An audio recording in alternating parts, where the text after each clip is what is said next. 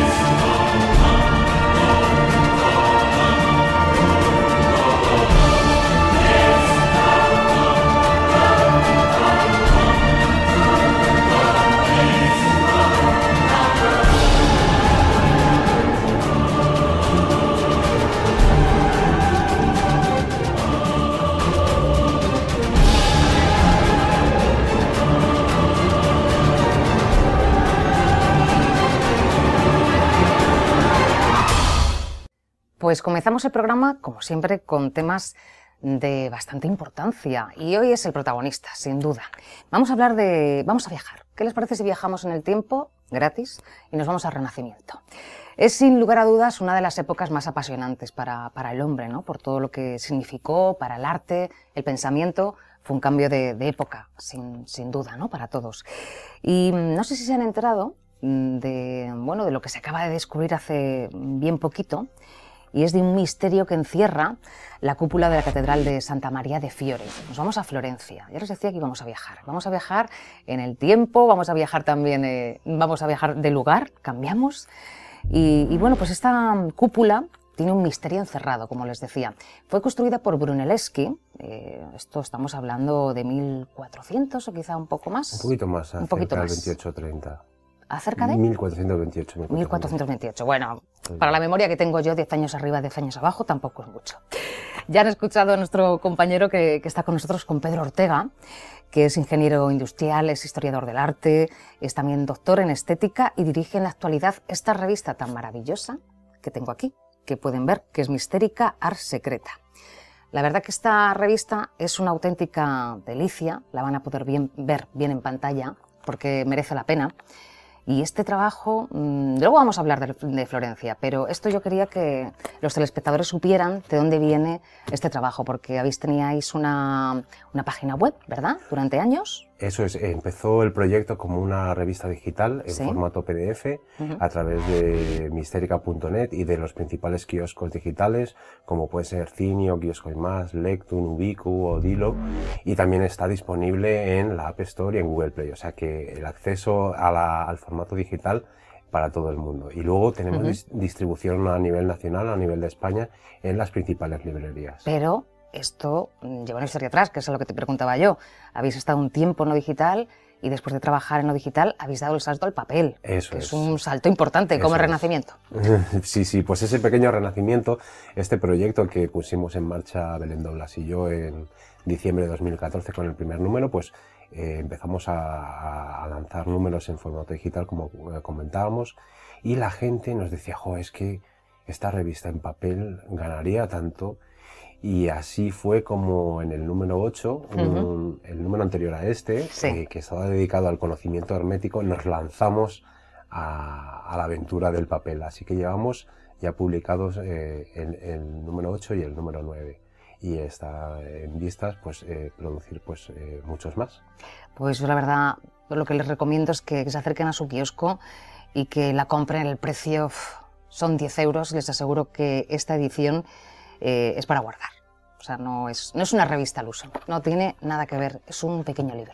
O sea que nada, vayan coleccionándolo. Muchísimas gracias. Enhorabuena. Y ahora sí que nos vamos al Renacimiento. Y vamos a hablar de qué ocurría con esa cúpula de la Catedral de Santa María del Fiore. ¿Qué es lo que tiene que hace que sea tan especial? Bueno, aquí vamos a remontarnos unos años atrás. Vamos a irnos al siglo XIV.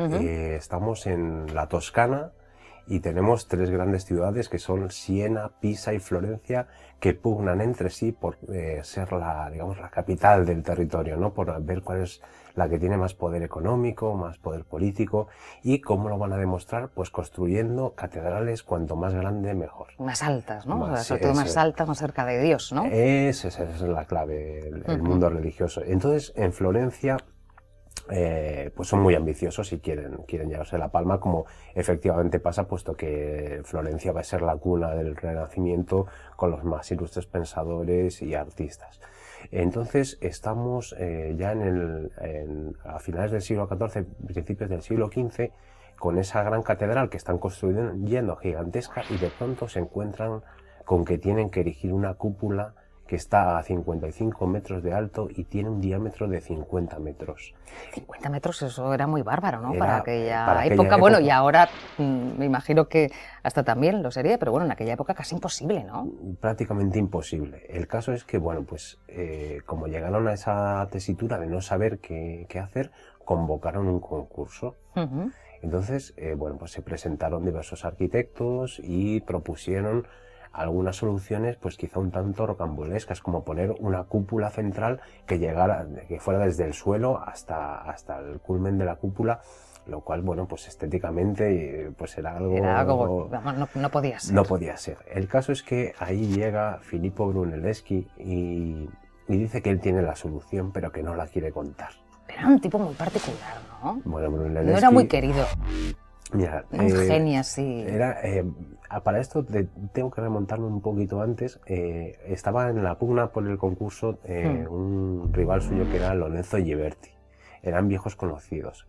Digamos que cuando Brunelleschi era joven, él había trabajado como orfebre y van a adjudicar el concurso de la construcción de las puertas del baptisterio de Florencia, que tenían motivos del Antiguo y del Nuevo Testamento. Entonces proponen a los artistas que hagan una pieza con el sacrificio de Isaac. Entonces, bueno, Brunelleschi, que es un adelantado a su época, hace una pieza totalmente renacentista ya en 1401, o sea, es un innovador total. Pero llega el concurso y claro, los que tenían que fallar el premio, pues se lo dan a Lorenzo Ghiberti. Entonces Brunelleschi pues se tiene que marchar de allí con el rabo entre las piernas. Bueno, enemigos de por vida ya. Sí. Pero bueno, eso lo va a aprovechar Brunelleschi. Se va a ir a Roma. Y ahí es donde estar una de las pistas de cómo se le pudo ocurrir la idea de la Catedral de Florencia, porque él va a Roma y ve el Panteón, que es la cúpula más grande construida hasta la fecha, que la hicieron los romanos en el siglo IV en Roma. Entonces, la técnica que él va a utilizar es diferente, pero yo creo que él estuvo estudiando esa cúpula para ver cómo solucionar el tema de Florencia. Entonces, digamos que se planta de nuevo en Florencia, ya estamos en el momento del concurso para adjudicar la construcción de la cúpula de Santa María del Fiore, y él dice que tiene una solución. Dice, bueno, va a ser un doble casco con con un contorno para sujetarlo, pero no da muchas más pistas. Hombre, pistas no va a dar, ¿no? Porque... Él, de hecho, él tenía escritura cifrada y bueno, no quería, era súper celoso de sus secretos. El caso es que se da la paradoja de que le adjudican la construcción de la catedral, pero con la ayuda de su viejo enemigo Lorenzo Ghiberti. Pero estaría por debajo de él. No, estaban los dos a la par. Estaban los dos a la par. Así que, bueno, pero ahí viene lo divertido de la historia. Brunelleschi, que se la tenía guardada a Ghiberti, simula que se pone enfermo.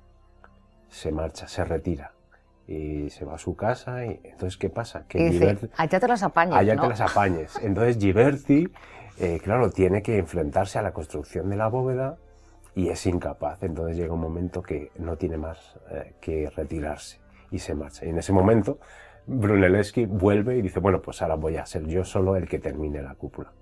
La terminó. Y la terminó. Y ahí entraríamos un poco ya en cuál es el secreto, que ha sido el secreto guardado hasta hace muy poquito, hace unos años, ya que digamos que lo que hizo Brunelleschi fue ocultar la manera en que había construido la cúpula para que nadie supiese. O sea, no había bocetos, dibujos, nada que alguien pudiera... Fíjate, hoy se ha descubierto hace unos años, enterrada cerca del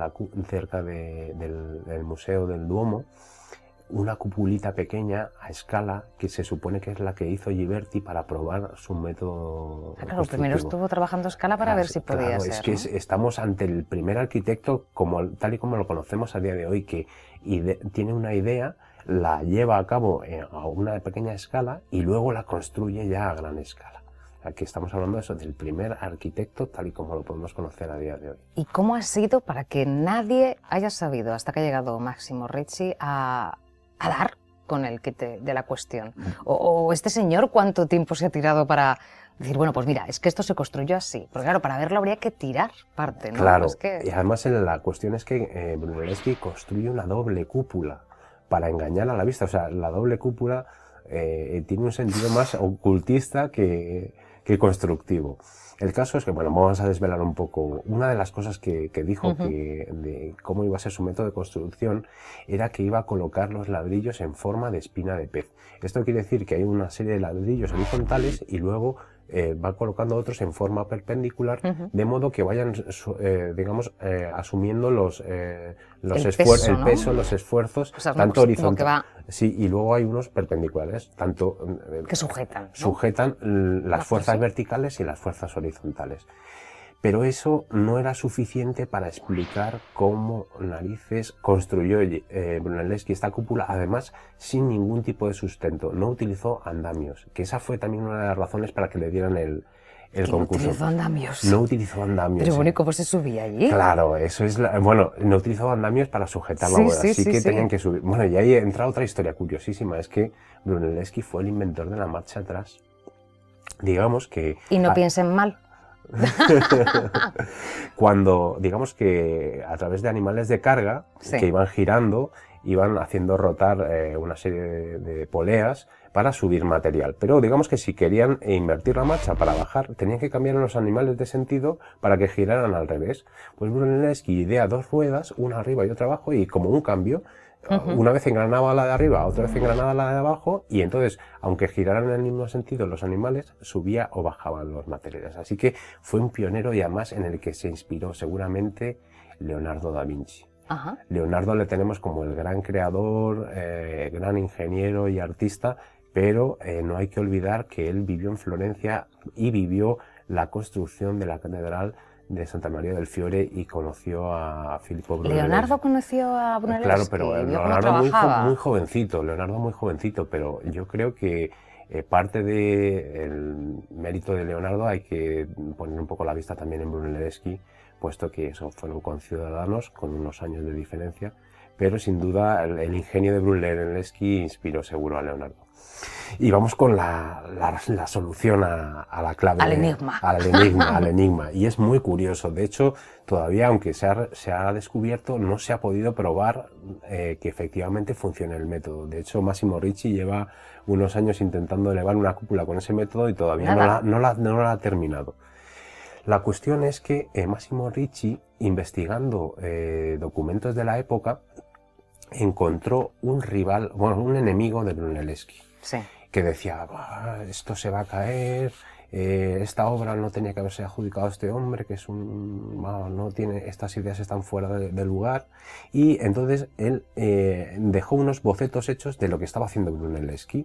Entonces, si la cúpula tiene forma octogonal, Brunelleschi lo que hizo fue trazar unos arcos alrededor de un octógono como si fuera una flor. O sea, en cada lado del octógono hizo un arco. Un arco, como si fuera una flor. Ajá. Una flor octogonal. Curioso, llamándose Santa María del Fiore. Pues sí.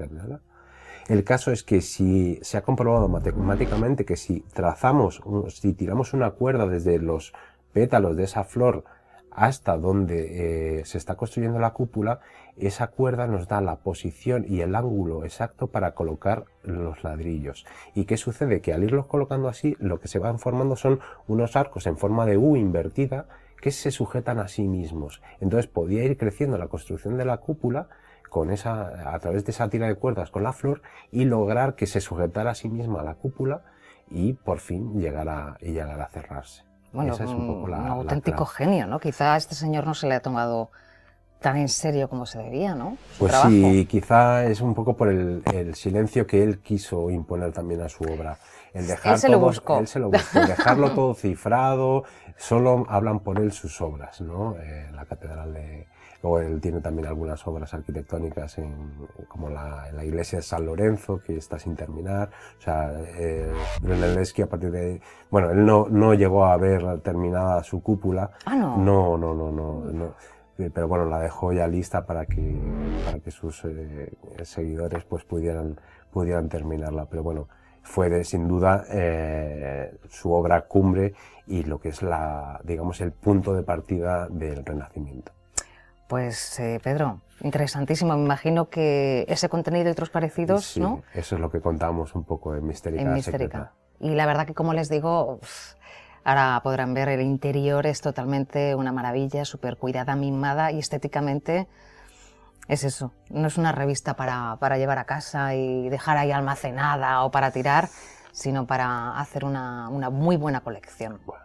O sea que enhorabuena. Muchísimas gracias. Es un placer estar aquí en Ciencia y Misterio y contar con nosotros para lo que estemos No lo digas 2 veces. Claro que sí, muchísimas gracias. Gracias a ti, Pedro. Y también a Belén, que a lo mejor nos está viendo desde casa, otra artista que ha trabajado un montón con todo esto. Pues amigos, seguimos programa. No les voy a contar con qué. En unos segunditos estamos con ustedes.